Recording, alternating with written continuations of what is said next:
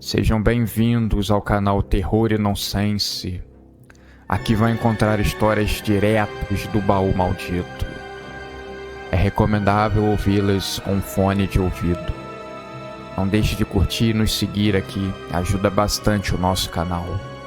Vamos para as histórias.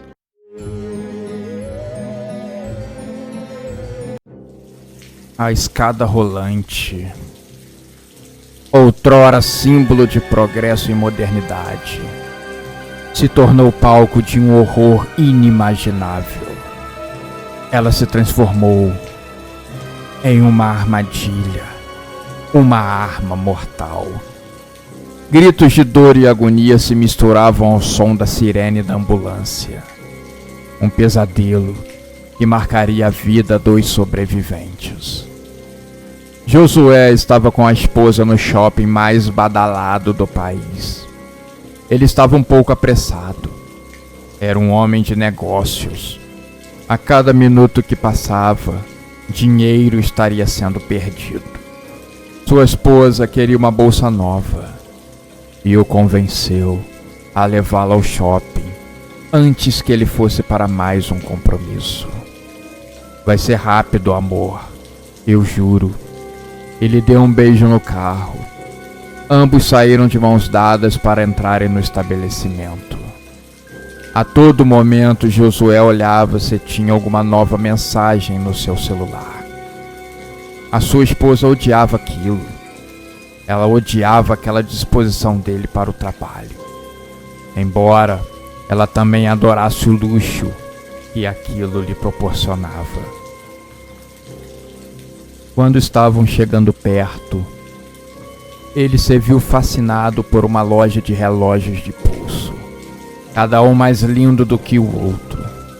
Para que eles não se atrasassem, ele pediu que sua esposa subisse a escada rolante para ir até a loja das bolsas.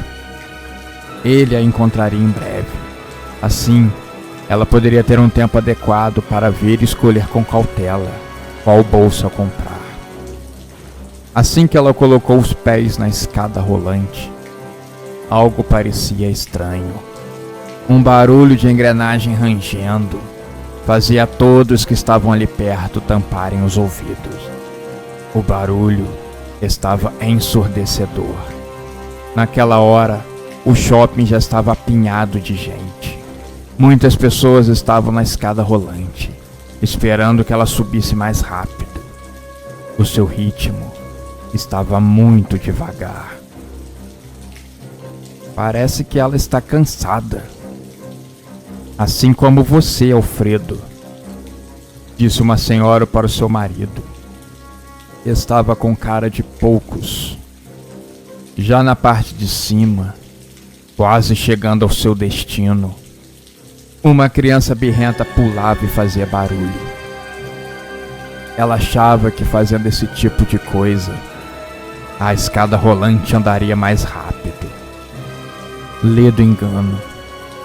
Josué namorava a vitrine da loja, quando um vendedor saiu de dentro e se aproximou. Perguntou a ele se tinha gostado em especial de algum modelo. Quando o homem foi responder que tinha gostado de um dourado, o barulho da escada rolante fez todo mundo se virar para olhar. Algo havia acontecido e ela quebrou, derrubando todo mundo no meio das suas engrenagens. Uma máquina mortal, pronta a moer pessoas. Muitas delas, os seguranças do shopping, correram para desligar a luz, que já estava piscando. A escada parecia estar fazendo uma força descomunal para continuar funcionando, puxando uma energia além do limite. O shopping mergulhou então na escuridão, e as pessoas estavam pasmas, olhando para aquele oceano de sangue que jorrava da escada. Alguns gritos agoniados de dor eram ouvidos. As pessoas que ainda estavam vivas pediam pelo amor de Deus por um salvamento. A máquina estava pronta para mastigar mais uns pedaços de carne. No meio desse caos todo, Josué correu para tentar salvar a sua esposa. Vários curiosos haviam sacado os seus celulares para tentar captar aquela cena chocante e colocar na internet. Essas pessoas são verdadeiros abutres, pensava Josué, enquanto empurrava algumas pessoas à sua frente. Ele viu então a sua esposa caída, com metade da perna dilacerada e coberta de sangue. Estava com vários hematomas e feridas pelo corpo, mas ela ainda respirava, mas com muitas dificuldades. Ela olhou para o seu marido, que lhe estendia a mão, como uma forma de consolo, uma forma de dizer que a amava e que ela não iria morrer. Josué lutou bravamente, até a hora que os bombeiros chegaram para o resgate. Josué lutou contra a máquina mortal. Lágrimas escapavam dos seus olhos. Ele pensava em quão injusto era o mundo, algo tão moderno que era capaz de gerar uma chacina terrível, digna de filmes de terror. O bombeiro conseguiu resgatar a sua esposa. Josué pegou na sua mão e por uns breves segundos ela abriu os olhos e suspirou para ele. Sabia que a sua passagem para o outro lado estava sendo assistida pelo seu marido, com olhos apaixonados, mesmo distante por conta do trabalho. Ela sempre sentiu uma conexão com o seu coração. O resgate para ela havia chegado tarde demais. Meses mais tarde, os 3 sobreviventes daquela manhã fatídica no shopping estavam marcados para sempre com o trauma.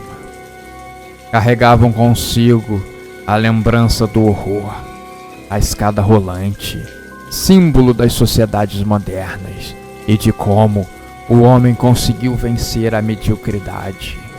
Ela se tornou também um símbolo de morte e destruição.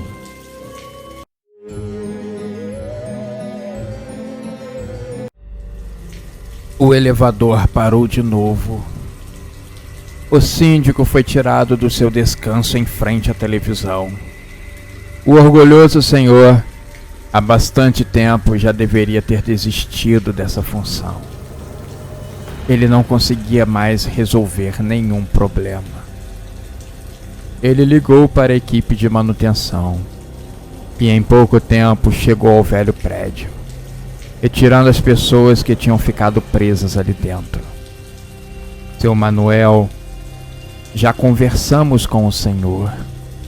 Esse elevador precisa ser trocado. Um mais novo precisa ser colocado no lugar. A cada dia que passa, a cada viagem dele subindo e descendo, é um perigo para os moradores. A situação, seu Manuel, está chegando ao limite do aceitável. O velho síndico coçava a cabeça e dava a velha desculpa esfarrapada. Muita inadimplência, pessoas que não estavam pagando o condomínio. As pessoas se recusariam ter que pagar por um tempo um valor maior do que elas já estavam habituadas a pagar. Então essa situação era empurrada com a barriga. Depois que a manutenção ia embora, seu Manuel se sentava na sua poltrona e com o controle da televisão ele pensava: os incomodados que se mudem. Ele sabia que muitas pessoas se mudavam. Elas, na verdade, em sua grande maioria, simplesmente sumiam. Assim como a sua esposa, que um dia foi passear com um cachorro da raça Yorkshire e nunca mais voltou. O síndico, nessa época do desaparecimento, chorou. Mas ele chorou mais por conta do cachorro do que por conta da esposa. Ele vivia brigando com o cão por conta dos locais errados em que ele fazia xixi. Mas o bicho, ele era sempre leal e vinha lamber a sua mão. Mas a verdade é que algo se alimentava ali embaixo no prédio. Algo ancestral e macabro, que não queria que as pessoas descobrissem. Algo muito além da nossa compreensão. O síndico devia saber. Eu apostaria que ele sabe, por isso não se importa. O elevador, ele tem os seus segredos. Em uma noite, durante uma tempestade terrível, o elevador do prédio decadente, que vivia aterrorizando as pessoas com suas falhas constantes, começou a cair em queda livre. 6 pessoas estavam dentro dele, incluindo João, o morador da cobertura, e no térreo, ele fez questão de abrir a porta para que as irmãs Marlene e Márcia entrassem nele. Pedro, Tiago e Romão entraram a seguir, fechando a lista dos moradores dentro do elevador. Dentro dele, era sempre aquele clima estranho e amistoso. Vizinhos que não se conheciam e não faziam a mínima questão disso. Eles apenas queriam que o elevador subisse rapidamente, para que eles sumissem nos corredores dos seus andares e entrando em suas casas. Mas aquela noite seria diferente. Antes que o elevador caísse, ele subiu até quase ao último andar, em uma velocidade tremenda antes da queda. As pessoas gritavam dentro dele, com medo do que poderia acontecer, com medo da morte. As irmãs estavam abraçadas, temendo o pior. João chorava por suas plantas que não seriam regadas, um desespero. Quando o elevador estava prestes a se chocar com o chão, no momento do impacto, ele parou de cair, amparado por um potente freio, que não deveria funcionar tão bem assim. Em seguida, as suas portas se abriram, revelando um compartimento coberto por molas ensanguentadas e um cheiro nauseante. As 6 pessoas saíram do elevador para essa sala que não deveria existir. A visão a seguir fez as irmãs desmaiarem de nojo e medo. Romão não aguentou o cheiro podre e vomitou toda a sua janta no chão. Puta merda! O que diabos é isso? Ele lamentou. As molas eram conectadas a corpos mutilados, seus sangues alimentando uma entidade maligna. Preso entre os andares, os 6 sobreviventes sabiam que não foram levados ali à toa. Eles sabiam também que as suas vidas estavam em risco. João sabia que a carnificina estaria prestes a começar. Das 6 pessoas ali presentes, ele era o único que tinha escutado falar sobre uma lenda estranha envolvendo o elevador do prédio. Isso datava da época da sua construção, quase 70 anos atrás. Um trabalhador havia caído no fosso do elevador e, para evitar a sua morte, ele fez um pacto com o Inominável. Mas as lendas deveriam ser apenas lendas, não estarem presentes no mundo real. Então, João, pressentindo perigo, correu e gritou por ajuda. As molas começaram a ranger, saindo fumaça das suas engrenagens. O tempo corria para eles. A ajuda, ela não ia chegar a tempo.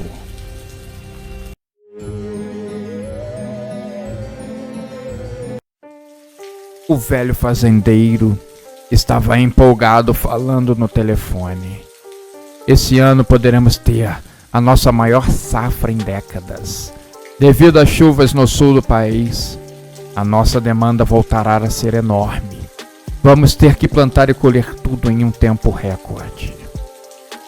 Então o fazendeiro contratou novos funcionários. Tudo para correr e aproveitar a oportunidade que apareceu na sua frente. Os bons ventos pareciam estar soprando novamente. Então, a sua safra cresceu bastante, portentosa, enchendo de orgulho o homem que olhava aquela bela plantação da janela da sua casa.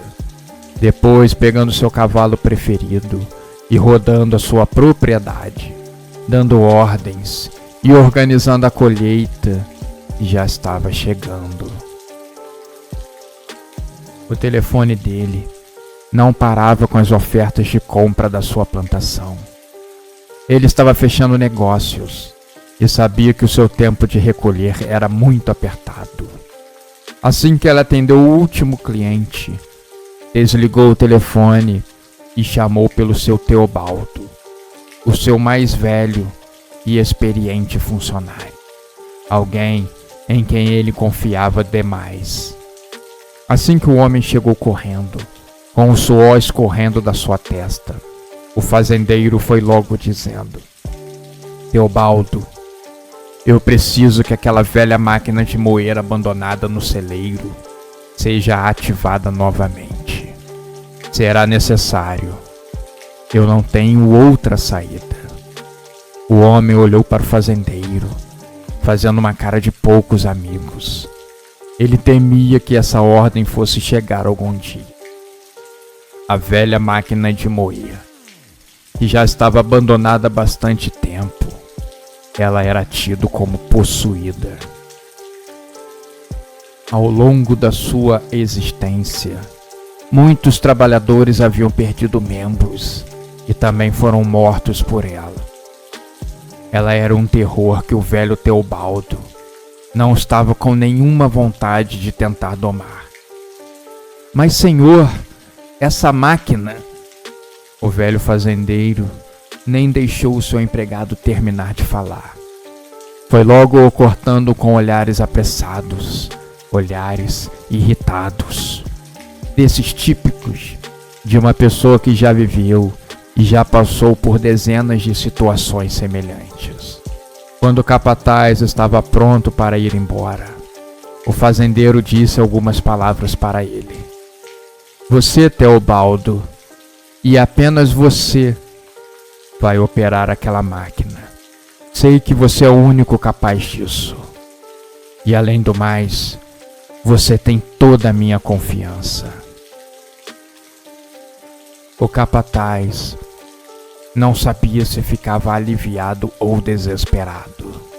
Naquela noite, quando chegou em casa e falou com a sua esposa, a sua vontade era de abandonar aquela fazenda e ir embora. Mas ele pensava: embora para onde? Aquela fazenda faz parte da minha vida. Cresci ali. Só sei trabalhar ali. Logo cedo pela manhã, ele pediu ajuda de alguns trabalhadores para moverem a máquina para o seu lugar de trabalho. A princípio ela não estava ligando. Então o capataz teve que abrir as suas engrenagens. Dentro havia bastante cipó, pedaços de cana-de-açúcar e também pedaços de ossos humanos, coisa que o capataz fez questão de ignorar.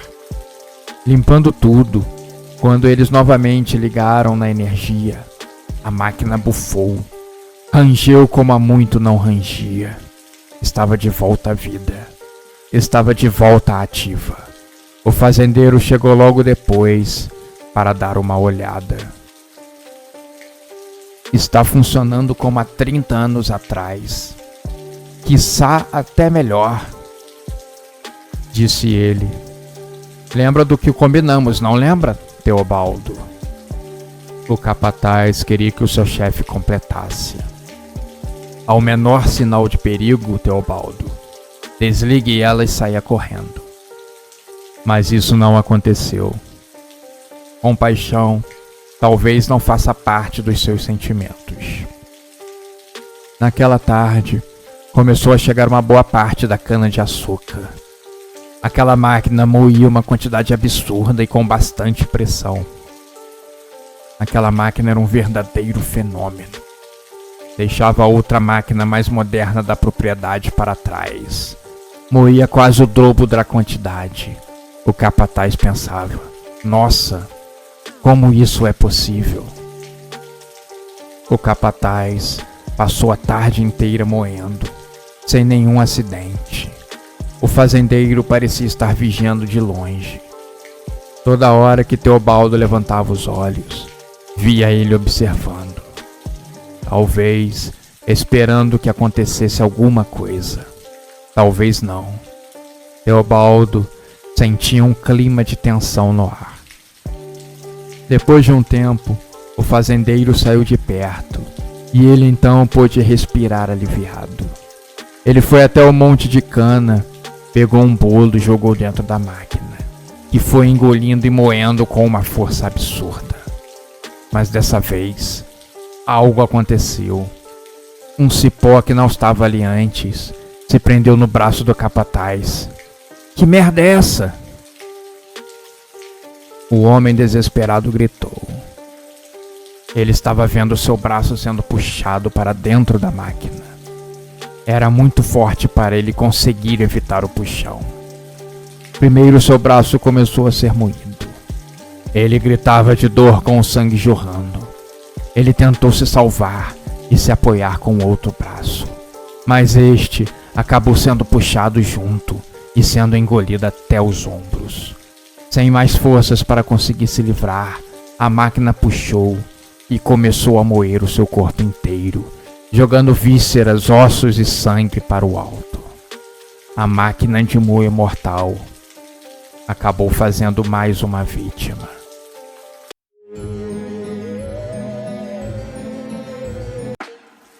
O silêncio reinava no quarto escuro, apenas quebrado pelo leve sussurro da água no colchão d'água.